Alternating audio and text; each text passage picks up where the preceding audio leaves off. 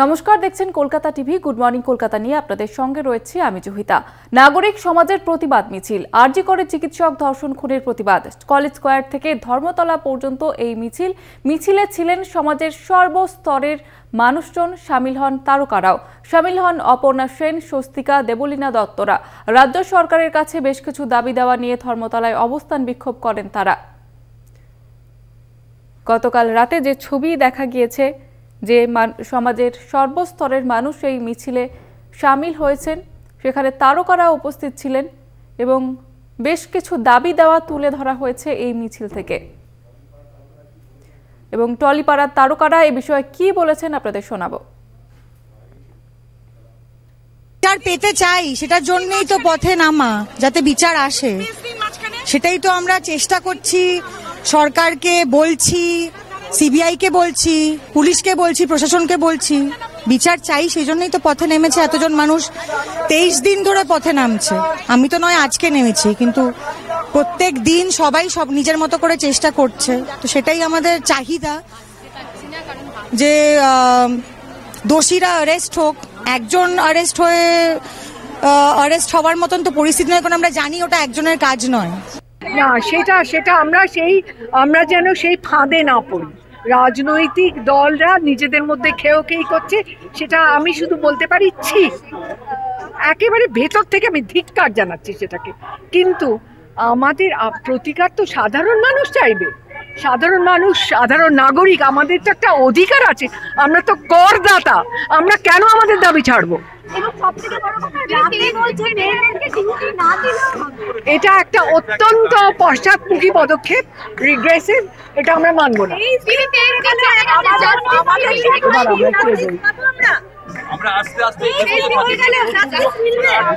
আমরা জানি না, আশা করছি মিলবে। আশা ছাড়া আমরা কি করতে পারি?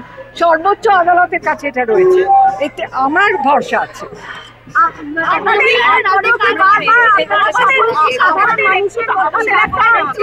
যদি দরকার হয় পথে নামবো। নিরাশাজনক পুরো ব্যাপারটা। তার কারণ হচ্ছে যে মানে এতদিন যেহেতু হয়ে গেছে, এবং আমরা যেহেতু এতদিন ধরে জিনিসটার পেছনে লড়ছি, এবং আমাদের পার্সোনাল ক্যাপাসিটিতে আমাদের তো যা যা ক্ষতি হওয়ার সেই সব তো হয়েছেই, কাজকর্ম ইত্যাদির ক্ষেত্রে যদি দেখতে চাই। এবার ব্যাপারটা হচ্ছে যে আমি বাই নেচার যেহেতু খুব ইমোশন ড্রিভেন একজন পার্সন, আমি হয়তো অনেকগুলো লজিক দেখতে পাচ্ছি না, কিন্তু আমার আশেপাশে যারা আছেন, আমার বন্ধু বান্ধব, আমার আত্মীয় পরিজন, তারা আমাকে নানান রকম লজিক দেখানোর চেষ্টা করছেন। যেহেতু ওনারা অনেক, মানে ওদের বয়সটা আমাদের থেকে অনেকটা বেশি, এবং ওদের এক্সপিরিয়েন্স অনেক বেশি, এবং আমার আগে ওরা আরো অনেক আন্দোলনের পার্ট হয়েছে এর আগে, যার আলটিমেট ফল খুব একটা কিছু হয়নি। তো আমার 50% অফ দ্য ব্রেন হচ্ছে যে কিছু হবে না। এটা কিছুদিন আগেও আমি একদিন বলেছিলাম। অবস্থান চলবে যতক্ষণ না আমাদের যা দাবি সেটা মিট আপ হচ্ছে, আমাদের সঙ্গে কথা বলতে কেউ আসছেন, ততক্ষণ আমাদের অবস্থান চলবে। যতক্ষণ না সুবিচার পাচ্ছি আমরা এই নৃশংস কাণ্ডের, যতক্ষণ না পর্যন্ত সুবিচার পাচ্ছি, আমরা দোষী শাস্তি পাচ্ছি, ততক্ষণ পর্যন্ত আমাদের অবস্থান, অবরোধ, আন্দোলন চলবে। প্রত্যেক দিন আমরা রাস্তায় নামছি, জনগণ রাস্তায় নামছেন। প্রত্যেক দিন 30টা 40টা করে মিছিল বেরোচ্ছে সারা দেশ জুড়ে। কেন সারা পশ্চিমবঙ্গতেই 30-40টা বেরোচ্ছে, সারা দেশ বিদেশ সব জায়গায়। কারণ এখন আর একজন বোড়েকে ধরে এনে জনগণকে লাভেন জুস দেখিয়ে বোকা বানানো যাবে না। প্রত্যেকে জানে কে বা কারা অভিযুক্ত, প্রত্যেকে জানে। সেই জন্য আমরা প্রত্যেকে চাইছি প্রত্যেকটি অভিযুক্তকে ধরা হোক এবং দৃষ্টান্তমূলক শাস্তি হোক। এটা আমাদের সুপ্রিম কোর্ট এবং সিবিআই এর নিজস্ব একটা সময় আছে, সেটা লাগবে, কিন্তু তা সত্ত্বেও আমাদের আন্দোলনটা চালিয়ে যেতে হবে। এই জন্য, কারণ প্রথমেই একটা খুনকে বলা হয়েছে আত্মহত্যা। আমাদের চাওয়াটা সবার জন্য, আমার নিজের জন্য, তিলোত্তমার জন্য, সাধারণ মানুষের জন্য। সাধারণ মানুষ যতক্ষণ আমাদের সাথে থাকছে ততক্ষণই আমাদের জোর থাকবে। সাধারণ মানুষকে আসতে হবে। আজকে আমরা দেখেছি কত হাজার হাজার মানুষ এসে আমাদের পাশে এসে দাঁড়িয়েছেন, কারণ তারা এসছেন, তাদের প্রত্যেকের নিজের নিজের অনেক গরজ আছে, তাদের প্রত্যেকেরই এটার বিচার চাই। আমাদের মহিলারা যাতে সুরক্ষিত থাকি, আর সব থেকে বড় কথা এই যে সমাজের মাথারা বসে আছেন আর তাদের আন্ডারে প্রচুর লোক কাজ করে যারা শুধুমাত্র দুর্নীতিটাকে বাড়িয়েই যায়। এই দুর্নীতি মুক্ত একটা সমাজ চাই আমার। মিছিলে ঢুকে অভব্য আচরণের অভিযোগে গ্রেপ্তার করা হয়েছে যুবককে এবং নাগরিক সমাজের মিছিলে মত্ত অবস্থায় মহিলাদের সঙ্গে অভব্য আচরণ এবং এই ঘটনায় কিন্তু গ্রেপ্তার করা হয়েছে ওই যুবককে। টলিগঞ্জের যুবক তাপস পাল। সিসিটিভি দেখে ওই যুবককে চিহ্নিত করে পুলিশ এবং তারপরেই তাকে গ্রেপ্তার করা হয়। গতকাল রাতে যে ছবি লক্ষ্য করা গিয়েছে, যে মিছিলে ঢুকে অভব্য আচরণ করা হয় মহিলাদের সঙ্গে এবং এই ঘটনায় এবার পুলিশ একজনকে গ্রেপ্তার করলো, তার নাম তাপস পাল। যেমনটা জানা যাচ্ছে সিসিটিভি ফুটেজে দেখে তাকে চিহ্নিত করে পুলিশ এবং তারপরে তাকে গ্রেপ্তার করা হয়েছে বলে জানা যাচ্ছে। গ্রেপ্তার টালিগঞ্জের যুবক তাপস পাল এবং যেমনটা জানা যাচ্ছে পুলিশ সূত্রে যে তাকে সিসিটিভি ফুটেজে দেখা গিয়েছে এবং সেই সূত্র ধরেই কিন্তু তাকে গ্রেপ্তার করেছে পুলিশ। মিছিলে ঢুকে অভব্য আচরণ এবং মহিলাদের সঙ্গে অভব্য আচরণের অভিযোগ উঠেছিল ওই যুবকের বিরুদ্ধে এবং তারপরে কিন্তু তদন্ত করে পুলিশ এবং তদন্তে নেমে সিসিটিভি ফুটেজে ওই যুবককে দেখে গ্রেপ্তার করেছে পুলিশ। আপনারা দেখতে পাচ্ছেন সেই ছবি।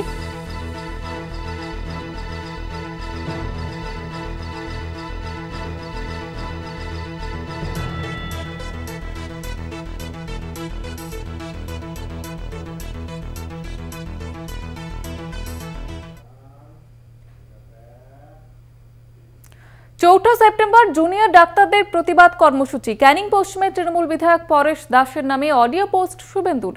কর্মসূচিতে মানুষের যোগ দেওয়া আটকানোর নির্দেশ বিধায়কের এবং দাবি করেছেন শুভেন্দু অধিকারী। যদিও অডিও সত্যতা যাচাই করেনি কলকাতা টিভি এবং আরজি করের এই ঘটনায় কিন্তু প্রতিবাদের সরব হয়েছে গোটা দেশ এবং তৃণমূল বিধায়কের নামে অডিও পোস্ট করেন বিরোধী দলনেতা শুভেন্দু অধিকারী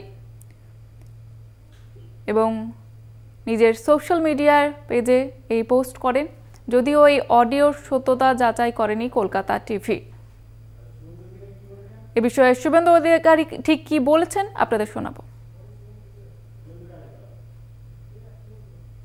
যারা পশ্চিমবাংলায় গণতন্ত্রকে ধ্বংস করেছে, যারা পশ্চিমবাংলার প্রত্যেকটা নির্বাচনকে প্রহসনে পরিণত করেছে, গুন্ডা রাজ কায়েম করেছে, সেই গুন্ডাদের মধ্যে অন্যতম পরেশ দাস ক্যানিংয়ের এমএলএ। তিনি জুনিয়র ডক্টর এবং সচেতন নাগরিক প্রতিবাদী জনতা, এদের যে আহ্বান 4 তারিখে রাত্রি 9টা থেকে 10টা প্রদীপ জ্বালিয়ে মোমবাতি জ্বালিয়ে প্রতিবাদ পালন করা, এটাকে বানচাল করার জন্য সরাসরি হুমকি দিচ্ছে এবং ক্যানিংয়ে প্রাক্তন ছাত্র একটি বিদ্যালয়ের ছাত্রছাত্রীদের আজকের মিছিলও বন্ধ করেছে। মমতা বন্দ্যোপাধ্যায় নিজে এই কাজে নেতৃত্ব দিচ্ছেন। তিনি মেয়র রোডের সেই সভা থেকে সরাসরি বলেছেন যে তোমরা ফোঁস করো। তাই পরেশ দাসদের মতো গুন্ডারা ছাপ্পা মেরে জেতারা ফোঁস করছে। অন্যদিকে পরেশরাম দাস তিনি কি বলেছেন পাল্টা প্রতিক্রিয়া দিয়েছেন আপনাদের শোনাবো। শুভেন্দু অধিকারী যেটা কথা বলেছে পুরোপুরি ফেক এবং মিথ্যা কথা বলেছে, কারণ ওই একটা লোক সবসময়ের জন্য মিথ্যার আশ্রয় নিয়ে রাজনীতি করে এসেছে। দ্বিতীয় কথা হচ্ছে, আমি কালকে একটা অডিও আমার দলের যারা গ্রুপে আছে, সে প্রধান জনপ্রতিনিধি দলীয় যারা আছে তাদেরকে আমি গ্রুপে দিয়েছি এবং আমরা প্রকাশ্যও নামছি। আমাদের মূল বক্তব্য যে আরজিকর কাণ্ডে যে ছোট্ট আমার বোন, তার সঙ্গে যে ঘটনা ঘটেছে তার প্রতিবাদে তৃণমূল কংগ্রেস আমরা যারা আছি এবং সারা পশ্চিমবঙ্গে জুড়ে সর্বস্তরের মানুষ তার ফাঁসির দাবি করেছে। আমরা সিপিএম এবং বিজেপি বা অন্য কোনো দল যারা পরিকল্পনা করে আমাদের দল এবং আমাদের সরকারকে কালিমালিপ্ত করার পরিকল্পনা করেছে, তাদের বিভিন্ন যে প্রকল্প, তাদের যে বিভিন্ন যে পরিকল্পনা এবং তাদের যে দলীয় কর্মসূচি, সেই কর্মসূচিতে শুধুমাত্র আমাদের দল এবং আমাদের দলের যারা দায়িত্বে আছে তারা যেন ভুল বুঝে আবেগে না যায় তার বার্তা দিয়েছি। প্রত্যেকটা দল তার অধিকার আছে যে তার রাজনৈতিক আন্দোলন করার, আমরা সমস্ত দলকে সমর্থন করছি আন্দোলন করার, কিন্তু তৃণমূল কংগ্রেস সর্বপ্রথমের ফাঁসি চায়। মুখ্যমন্ত্রীকে আক্রমণ সুকান্ত মজুমদারের, গত 24 ঘন্টায় 6 জন যৌন হেনস্থার শিকার। এই পশ্চিমবঙ্গে মমতা উপহার দিয়েছেন, এটাই নাকি দিদির এগিয়ে বাংলা। ধর্ণা মঞ্চ থেকে তোপ দাগলেন সুকান্ত মজুমদার।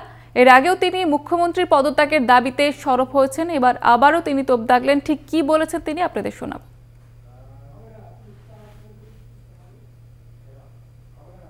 আজকে আমি 24 ঘন্টার কথা বলছি।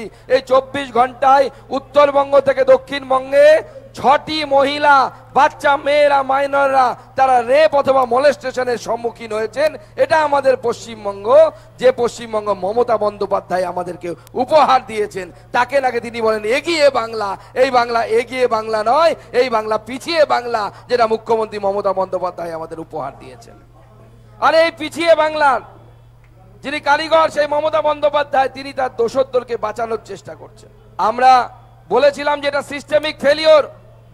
আমরা 4টে পয়েন্ট বলেছিলাম। অভিষেক ব্যানার্জির কথা বলেছিলাম যে আপনি 900খানা রেপ গোটা ভারতবর্ষে নাকি 90 দিনে ঘটেছে, তার লিস্ট বের করেছিলেন। তার মধ্যে থেকে যে ক্রাইটেরিয়াগুলো, যে স্যালিয়েন্ট ফিচারগুলো এই রেপের মধ্যে আছে বের করুন।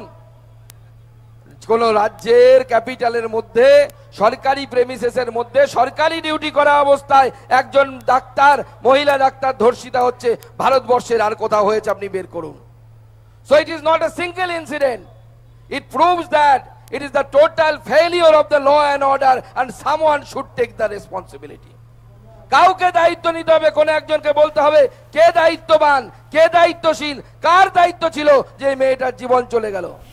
প্রত্যেকবার একটা করে ঘটনা ঘটবে আর আপনারা কিছু লোককে অ্যারেস্ট করবেন, কিছু লোককে জেলে পাঠাবেন, কিন্তু যে ঘটনাটা ঘটে গেল তার দায়টা কে নেবে?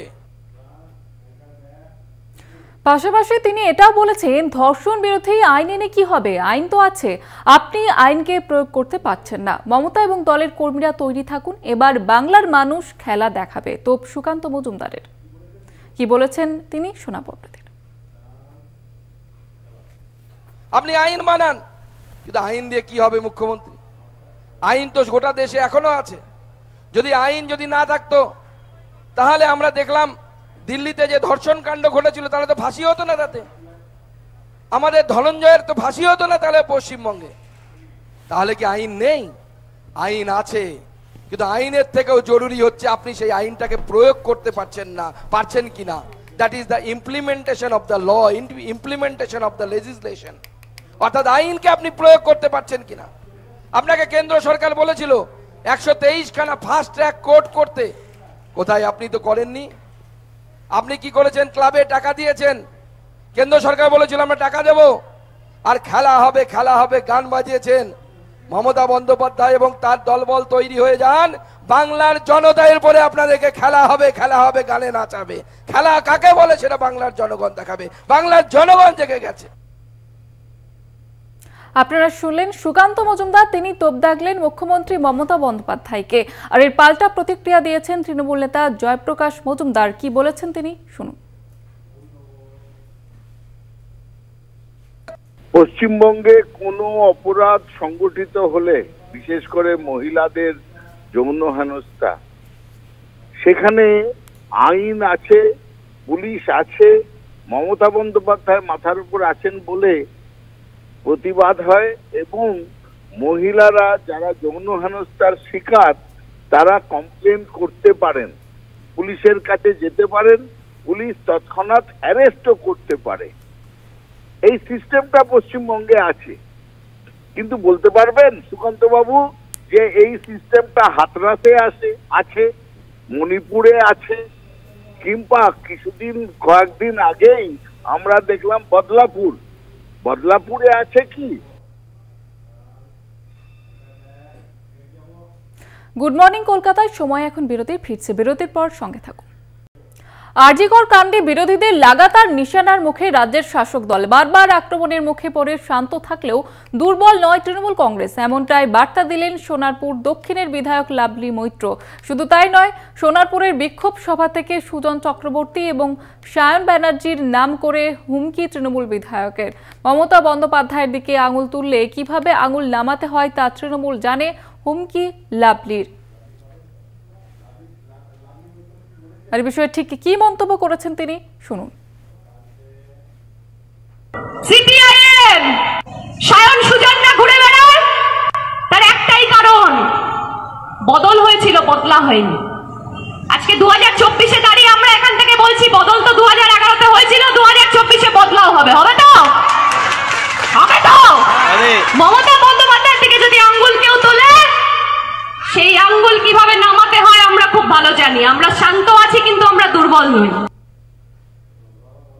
আরজিকর কাণ্ডে বিরোধীদের লাগাতার নিশানার মুখে রাজ্যের শাসক দল। বারবার আক্রমণের মুখে পড়ে শান্ত থাকলেও দুর্বল নয় তৃণমূল কংগ্রেস, এমনটাই বার্তা দিলেন সোনারপুর দক্ষিণের বিধায়ক লাভলি মৈত্র। শুধু তাই নয়, সোনারপুরের বিক্ষোভ সভা থেকে সুজন চক্রবর্তী এবং সায়ন ব্যানার্জির নাম করে হুমকি তৃণমূল বিধায়কের।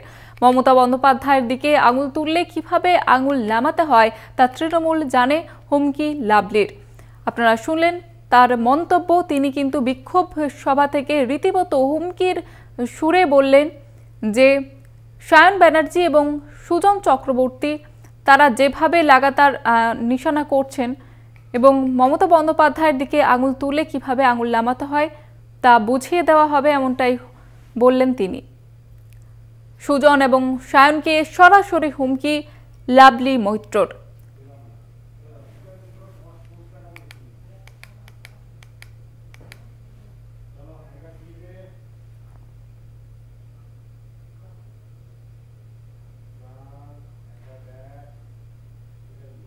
আবারও কি বেসুরো সুখেন্দু শেখর? জুলাই 1789 বিক্ষুব্ধ মানুষের হাতে বাস্তিল দুর্গের পতন। ঐতিহাসিক ফরাসি বিপ্লবের সূচনা হয় পোস্ট তৃণমূল সাংসদের। কি বলতে চাইলেন তৃণমূল সাংসদ? রাজনৈতিক মহলে জল্পনা। কয়েকদিন আগেও আরজিকর নিয়ে সুখেন্দু শেখরের পোস্ট, সিপিকে হেফাজতে নেওয়ার দাবি জানিয়ে পোস্ট করেন তিনি।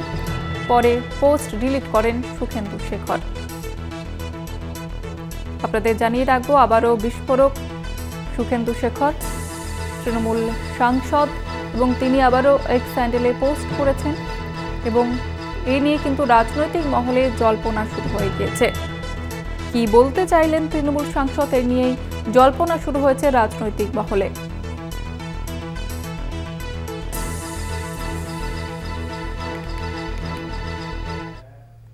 সময় এখন আরও একটি বিরতির, সঙ্গে থাকুন। লখনৌয়ে ছাত্রীর রহস্য মৃত্যু। 19 বছরের ছাত্রী রামমোহন মনোহর লোহিয়া ন্যাশনাল ইউনিভার্সিটির এলএলবি তৃতীয় বর্ষের ছাত্রী। হস্টেলের একটি ঘরের মেঝেতে তাকে অজ্ঞান অবস্থায় উদ্ধার করা হয়। এরপর হাসপাতালে নিয়ে গেলে চিকিৎসককে মৃত বলে ঘোষণা করেন এবং দেহ ময়নাতদন্তের জন্য পাঠিয়েছে আশিয়ানা থানার পুলিশ। মৃত ছাত্রী লয়ের স্টুডেন্ট এবং তদন্তে আশিয়ানা থানার পুলিশ। हमारे संगे रही प्रतिनिधि मनीष तिवारी। मनीष जी, क्या जानकारी है आपके पास? जी बिल्कुल, जिस प्रकार से देखा जाए तो राम मनोहर लोहिया यूनिवर्सिटी है जहाँ पर 3rd ईयर की LLB की ये छात्रा है। इनके पिताजी जो फादर हैं वो दिल्ली में IG हैं NIA में, और इस प्रकार से जो बॉडी है उसके हॉस्टल के रूम में पाई गई, और जिसको देखते हुए जो है वहां पर पुलिस ने पूरे जांच पड़ताल की गई है और छात्रा का पोस्टमार्टम किया गया है। माना जा रहा है कि आज छात्रा का पोस्टमार्टम रिपोर्ट आएगी, उसके आधार पर ये मालूम चल सकेगा कि छात्रा की मौत की वजह क्या है। तो कहा जा सकता है कि कई सारी आशंकाएं जताई जा रही हैं, जहां पर देखा जाए तो छात्रा को लेकर के कहा जा रहा है कि उसको अटैक की वजह से भी मौत का कारण डॉक्टर के द्वारा फर्स्ट प्रायोरिटी में बताया गया है, लेकिन वहां पर आशंका के तहत पोस्टमार्टम रिपोर्ट का वेट किया जा रहा है। उसके आधार पर ये आगे की जांच जो है पुलिस के द्वारा की जाएगी। जी शुक्रिया। যেমনটা আপনাদের জানাচ্ছিলাম যে লখনৌয়ে ছাত্রীর রহস্য মৃত্যু, মৃত্যু 19 বছরের ছাত্রী রাম মনোহর লোহিয়া ন্যাশনাল ল ইউনিভার্সিটির LLB তৃতীয় বর্ষের ছাত্রী এবং হস্টেলের একটি ঘরের মেঝেতে তাকে অজ্ঞান অবস্থায় উদ্ধার করা হয়। তারপর হাসপাতালে নিয়ে গেলে চিকিৎসকরা তাকে মৃত বলে ঘোষণা করেন। দেহ ময়নাতদন্তের জন্য পাঠানো হয়েছে এবং আশিয়ানা থানার পুলিশ ইতিমধ্যেই তদন্ত শুরু করেছে।